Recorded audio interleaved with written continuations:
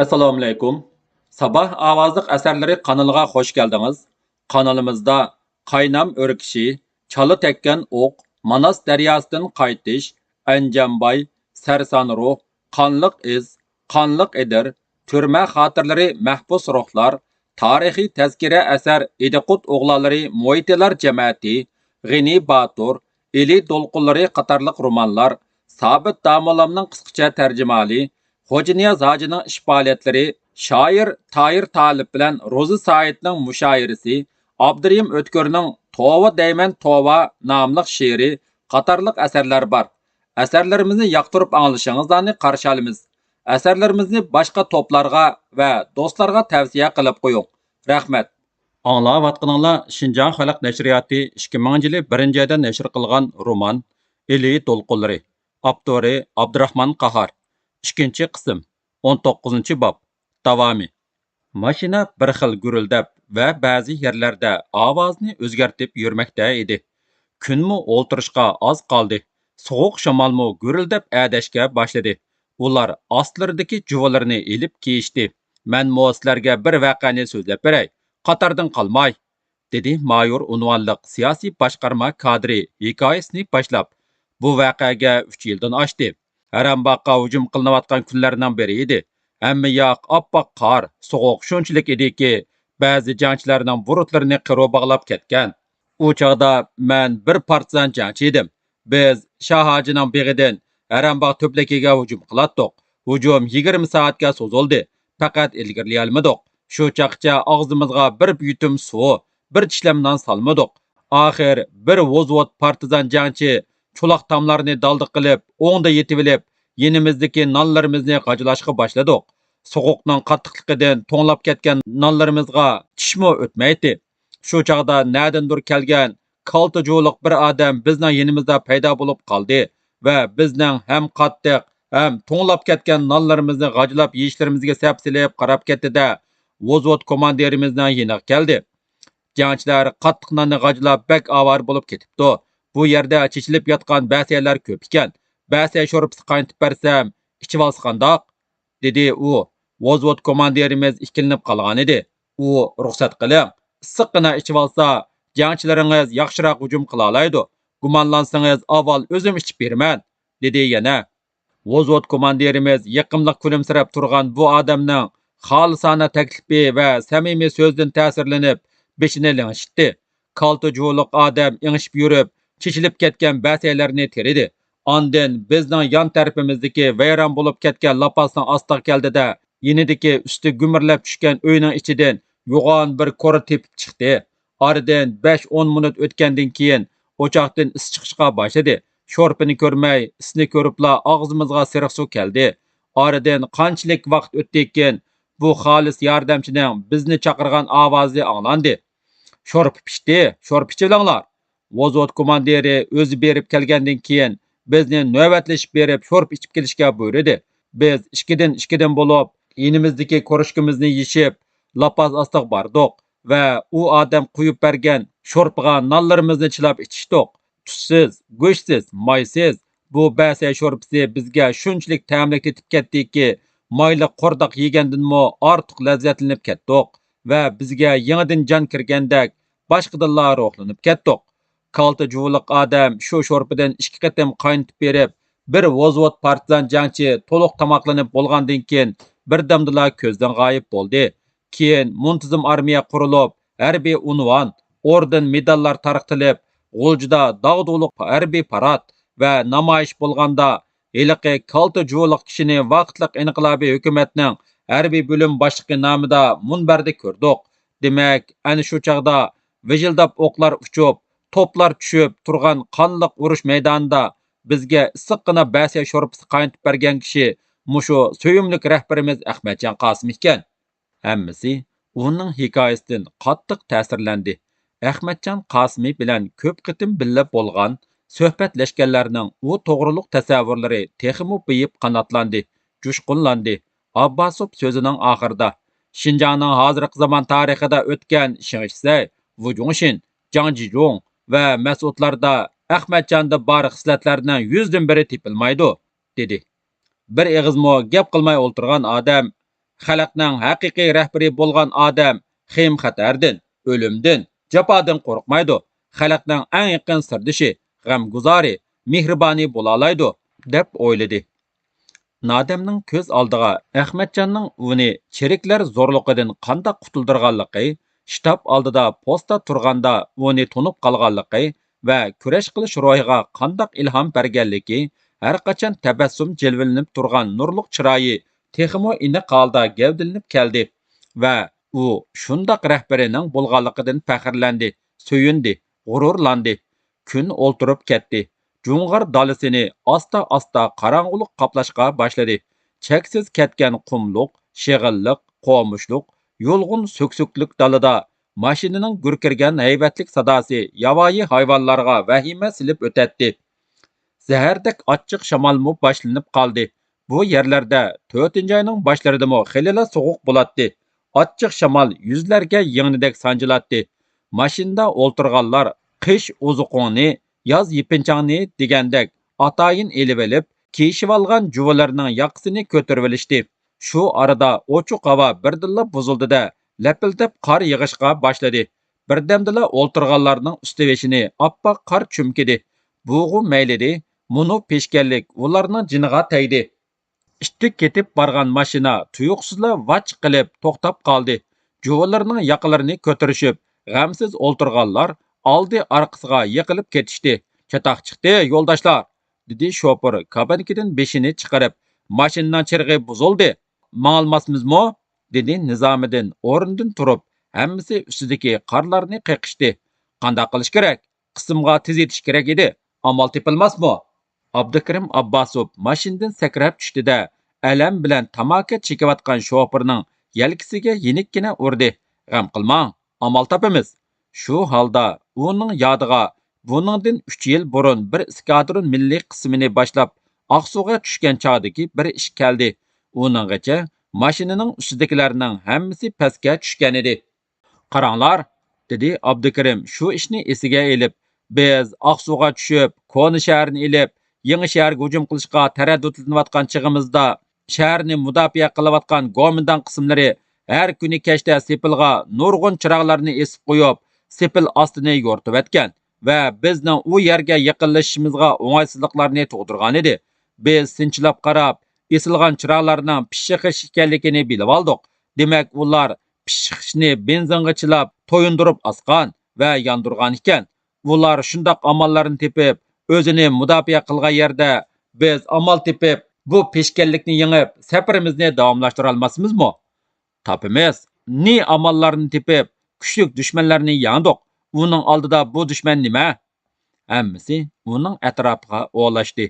U o'ziga xos tetiklik, chaqqonlik bilan mashinaning oldiga berib, motor ustiga yipilgan qavatlanib sherilgan latini oldida uni Abdulga melab, saranga yiqib tutashtirdi. O't lavildab yondi. Yo'riqda atrofdagilarning tabassum jilvilangan chiroyi ko'rindi va cho'lga qayta hayot kelgandek to'rt atrof yo'p-yo'riq bo'lib ketdi. Bu qaltis esil chor bo'ldi. Mening hunarimga yangi bir hunar qo'shildi, dedi shofir xushalliqdan yayrab. Eng yaxshisi buningga bir oz benzin aralashtirayli. U shundoq dedi-da, rukoyatkini ilib Abbasovga sundi. Abbasov mayga chilangan heliqi latini rukayatkiga bog'ladi. Abbasovning chorasiga qoyil bo'lib, ta'sirlangan Nadam o'zligidan uning oldiga kelib aytdi. Buni men tutay, akilang. Qani, ol Nadam, dushmanga hujum qilishdan kam ish emas bu, dedi Nizomiddin. Nadam mash'alni tutib mashinaning qanotida yotdi. Mashina qo'zg'aldi va bara-bara ittiklab mandi. Qorong'ulikni yo'ritib ketib borgan mash'al xuddi dengiz to'lqinlarini yerib mangan karabdek haybatlik tus olgan edi. Uning yo'riqida tosh yo'l va uning yaqinlaridagi yo'lg'unlarning qiniq holrang ham qizilligi ochiq ko'rinadi. Bir necha kilometrlik masofa besilgandan keyin lata kuyib tugidi. Amdi amalimiz ko'p, dedi Abdukarim va piyimisining qonchini kesib sunib berdi. Mash'alni tutib muhim safar yo'lini yo'ritib ketib borgan Nadamning xiyollari to'lqinlanmoqda edi. U albatta muzladi, qo'llari qetib qoldi, lekin hech nimani sezmaydi. Azobliq uzoq masofa jarayonini kezayotgan xiyollari hammani unutildirgan edi. G'uljidan tortib mushu yergacha va nerigacha u bu yo'llarni qonliq jang bilan besib o'tgan. Ulug' musofa yo'lida dahshatlik zulmat bilan nayzlashgan.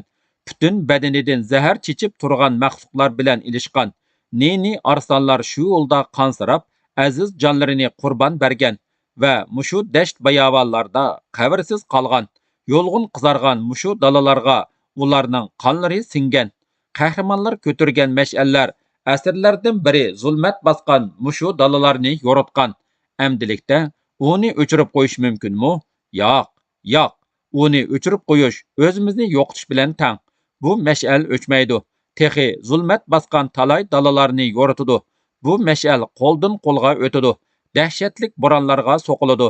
Ammo qon bilan bo'yalgan ozodlik bayrog'idek yiqilmaydi. Qo'rg'onning teshidan urgan dahshatlik qor shivirganlarmi? Qo'rg'onning ichidan chiqqan ezitqu quyunlarmi yiqitolmaydi-ku? Bu mash'al mushu cho'lliklarda qabrsiz qolgan arslonlarning bizga qoldirib ketgan orzu armini, umidi, uni hargiz o'chirib qo'yg'ili bo'lmaydi, o'chmaydi. Ata bovlarimiz mushu mash'alni talay qitim ko'tarib chiqqan, lekin adoqqicha yondirolmagan. Bugunchu minglagan, 10 minglagan, millionlagan jon fido mardlar bu mash'alni ko'tarmoqda. Amdi o'chmaydi. Мәңгі өчмәйді. Nadamның xiyallari barğansırı coşqunlanmaqda idi. U o'yladi. Bizning yo'limiz o'zliksiz davomlashidi. Biz mushu mash'alni ko'tarib, dasht bayovonlarni besib, tog' davallarni eshib, ozodlik marshini yangirtib, Manas daryosi bo'yigacha keldik. Mardona yurishimiz mushuning bilan tugab qolamdi? Yo'q, o'zliksiz davomlashidi. G'alaba bilan Urumchiga kiramiz. U yerdinmi o'timiz. Ko'k osmonning tagida ona mehridek issiq Ammo natunish yerlar, cho'llar, shaharlar bor. U yerlardanmi osharmiz. Kunlab, haftalab, oylab, balki yillab azobliq yo'llarni yana bosarmiz. Ammo bu kunlar, oylar, yillarni shuhrat, shon-sharaf bilan bizab tarixga yozamiz. Kelgusi avlodlarimiz bizdan rozi bo'lg'idek qutuqlar qozonamiz. Tarix batlarini ajoyib mo'jizalar bilan to'ldirib o'tamiz. Mash'al yo'rig'ida to'xtovsiz yurgan mashina 50 necha kilometr yo'lni shu yo'sinda besib, Shexuga yetib borguncha Pimisning qo'nchi kesilmagan birmu odam qolmadi. 20-bob.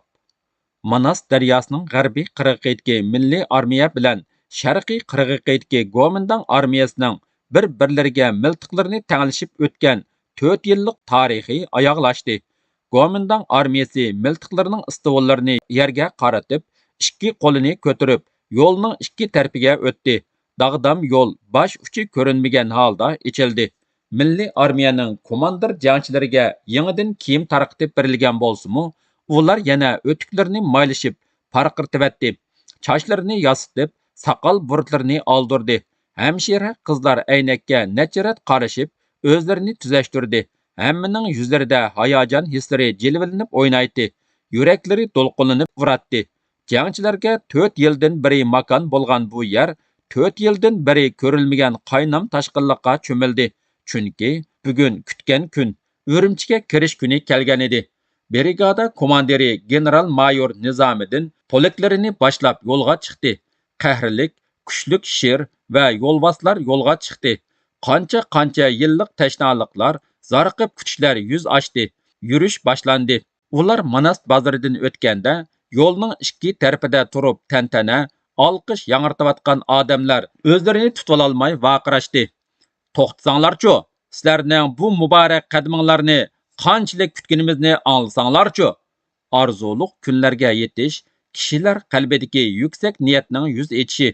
Ular qancha yil ashu orzular ishqida yenib to'lganmagan, ruhi azob ig'irlashgan sari mushu jangchilarning daryodan uzib o'tib, o'zlariga boshpana bo'lishini, o'ksigan ko'ngillarni bezlishini, yaralangan yuraklarni davolashni zarqib kutmagan 4 yil oz vaqtmi, shuncha yaqin bir varqirsa yetgudek yerda, mushu daryoning g'arbiy qirg'og'ida mardona qadamlar bilan kelayotgan tarix iqimi ajab to'silib qoldi ha. Nima degan rahimsiz tarix bu?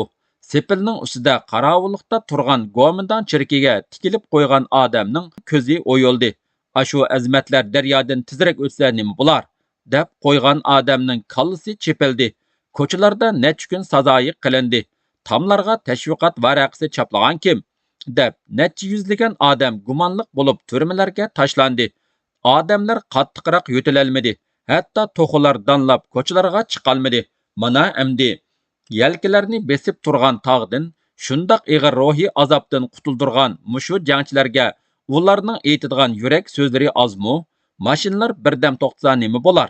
Mashinalar kolonnasi gurildab to'xtamay yurmoqda edi. Jangchilar kishilarning eng chunqur yurak qatlaridan ixtiyorsiz etilib chiqayotgan so'zlaridan hayajonlanib qo'llarini pulanglatdi va jangvar marshlarni yangratdi. Bozor ichini zilzilaga solatdi. Mashinalar kolonnasi qutubi Sanjidinmu xuddi shundoq olqish tantana sadolari ichida o'tdi. Uzundan uzun bosh uchiga ko'z yetmaydigan mashinalar sepi yiqilgan toshqa kelganda to'xtadi.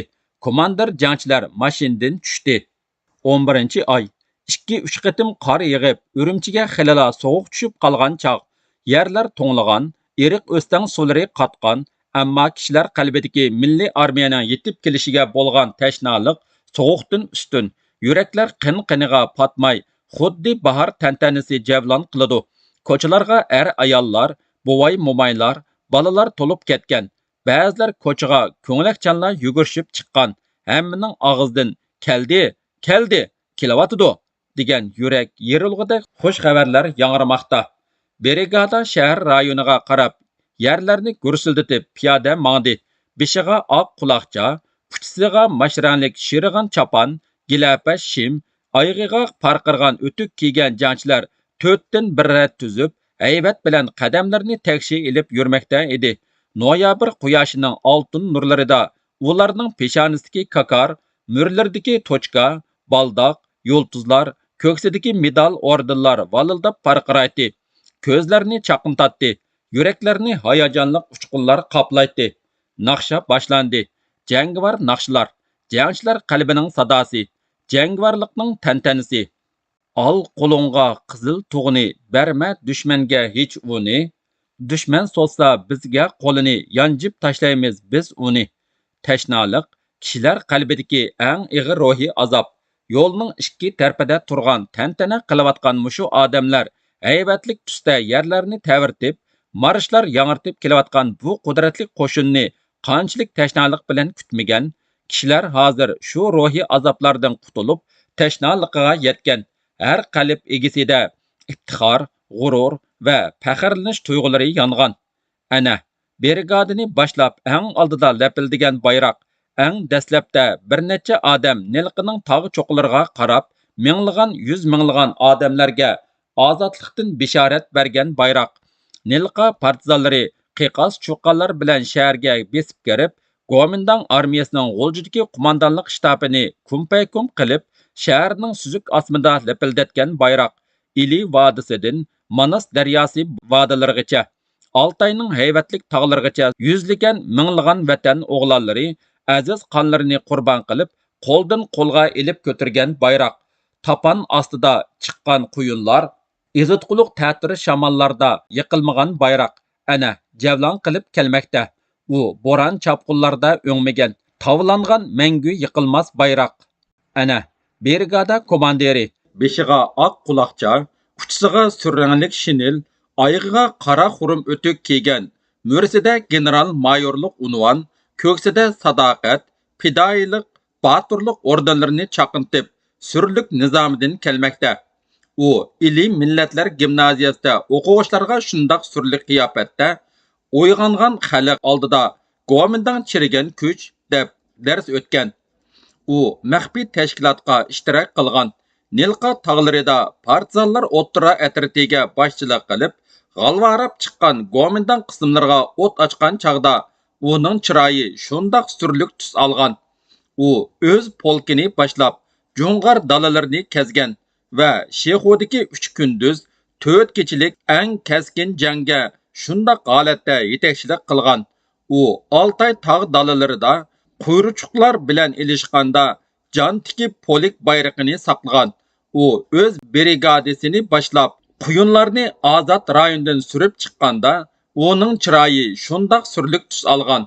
U shu topda hisobsiz nurg'un qonlar badaliga kelgan ozodlik tantanasi ichida surlik qiyofatda ketib borgan edi. farosatlik komandir Anvarni, inqilobning sodiq jangovar o'g'lonlari Botir G'ozini, Jamoliddinni va minglagan qurbonlarni o'ylamadi demsiz, uning peshonasiga tushgan qo'riqlar, chekilarini aralagan oqlar, azobliq, unutilmas yillarning yaldamisi ekanligini yo'lning ikki tarafida turib olqish yangirtayotganlar bilamdikin, insoniyat tarixiga yozilgan jangovar qurlar o'chmaydi. Kelgusi avlodlar bu tarixning beshidagi mushu jangovar odamlarni mangu unutmaydi. Qo'shinlar oyoqlarini bir ritmda gup besib, jangovar naqshlarni yangirtib kelmoqda. Kishilar o'z qo'shinlarining shunchalik qudrat topganligidan, shunchalik muntazamlashganligidan hayajonlanib, faxrlanib, ko'z buloqlaridan to'kilayotgan unchidak yoshlarini eritmoqda. Ba'zilar unlik vaqirab, "Esit 4 yil, Manas bo'yida o'tgan 4 yil, burunroq kelsanglar-chu kashki, bizning qayg'ularimiz, fojialarimiz munchalik ko'payib ketmas edi" deyishmoqda. Ana, o'z polkini boshlab seriq burutluq polkovnik Gayit kelmoqda. 20 yillik hayoti kishilar ishkida o'tgan Namrat. U bugun asrlar orzusini tushungan, inqilob duldulini chapturgan komandir, tarixni emgaklar yaratgan degan hukm uning besib o'tgan hayotidan isbotlanmamdu. Ana qaranglar, 22 yoshli kapitan Nadam Nasirov kelmoqda. U tunugunla Aqtambayning bola maliyi emasmidi? U hayotga onasini, inisini beqish istikida kirgan. Hozir u inqilobiy davrni millionlagan jafokash xalqning orzusi, tiliki, irodasi bo'lgan ozodlikni yaratuvchilarning biri. Dunyoni tushungan aqlliq yigit, ko'ksiga qo'sh boturlik ordeni chiqqan qaysar jangchi.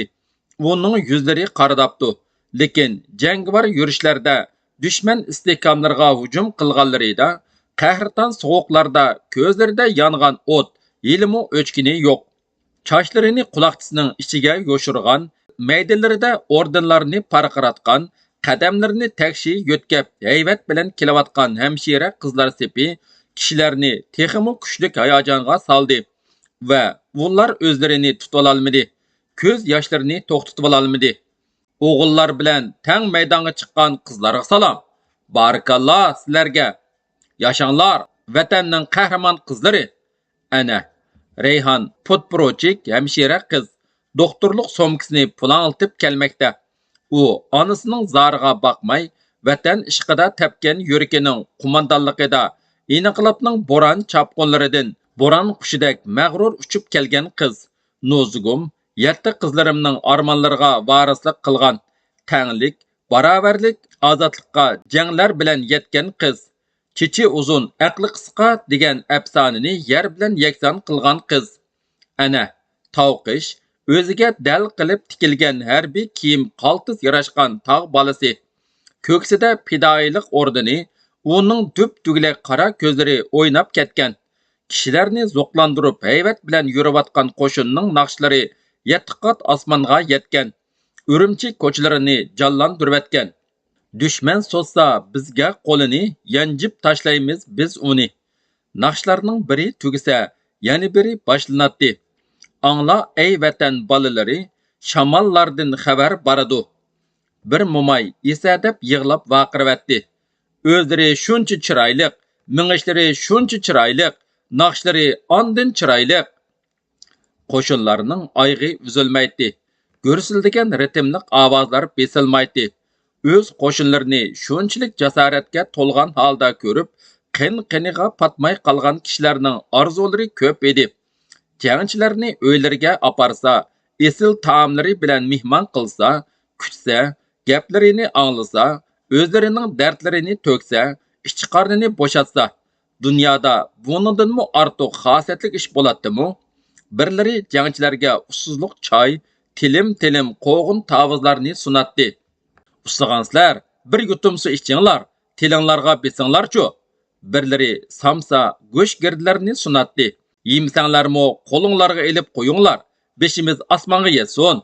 Birlari lo'nga yog'liqlarni tutatdi. Yuzinglarni ertinglar, bizga tavarruk bo'lib qolsin. Qo'mindan qo'shinlarni ko'rsa, qo'lidagi nonni yanchiqiga soladigan va yoki hovlisidagi to'xilarini katakka solaydigan kishilar bularga beradigan narsa topolmayotadi. Ana quchqi buningdan issiq, buningdan mehribon bo'lamdi. Xalqning ishonchiga, himoyasiga, hurmatiga ega bo'lish qo'shinning g'alaba qilishdagi tub sabablarning biri. O'zingni emas, xalqni o'ylasang, mangu yashaysan, ulg'iysan. Pah, qaranglarchu, texi hayvatlik, saltanatlik yurishlar amdi boshlanyotidi. Zambaraklar, minomyotlar, aeroplan, tanka atarlar, ig'ir tipdagi pilotlar saplari ajoyib sur bilan o'tishga boshladi. Bu ig'ir qurollar Gomindan qismlaridan g'animat ilingan qurollar bo'lib, buningga 3 viloyat hukumatining ay yulduzliq belgilari bekitilgan. Yaqinqi 100 yildan beri bir kelgan navbat bu, dedi paltoluq, bo'yniga sharpa o'rgan odam ko'zlaridan o't chaqnagan holda. Mundaq muntizim, mundaq xil qurollangan qismni bizning tariximizdagi ko'rmagan. Biz tarixda madaniyatlik, qudratli xalq bo'lib kelgan, dedi uning hamri qamoq quloqchilik odam. Lekin asrlardan beri xalqimiz ozxo'rlik ko'rdimi? Nomimiz o'chay deb qolgan. Yuz ochdiq. Qumga ko'milgan oltin hamon ichiladi. Texmu hayvatlik holda otliq qismlar o'tishga boshladi. Kishilar texmu kuchlik hayajonda olqish, tantana yangritishdi. Qo'mish quloqliq bo'z otlar ustida lachindak o'ltirgan jangchilar bir qo'lida otning tizginini, bir qo'lida bo'ynidan esilgan avtomatni tutib, mag'rur kelmoqda edi. Otlar marshga dastlab, saplarini buzmay, oyoqlarini takshi olatdi. Atlarning oldi o'ng putiga qizil lentalar chegilgan.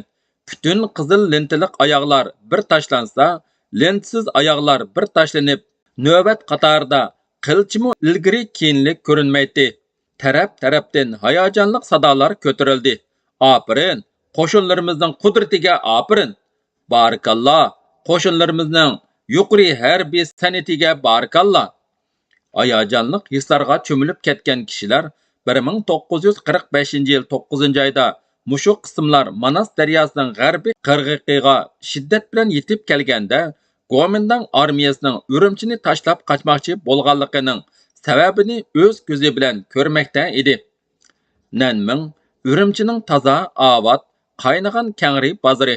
Bu yerda ikki g'olib armiya Gomindan qo'shinlarini ikki tarafdan, g'arb va sharq tarafdan qistab kelgan, iskanjiga olgan va ularni taslim bo'lishga, qo'l ko'tarishga, 12 qirliq bayroqlarini egiz mo'ma yog'ochning ustidan tushirishga majbur qilgan armiya Jungo xalq ozodlik armiyasi bilan 3 viloyat milliy armiyasi uchrashdi. Ozodlik armiyami Urumchiga shundoq tantana, olqish sadolari ichida kirgan edi.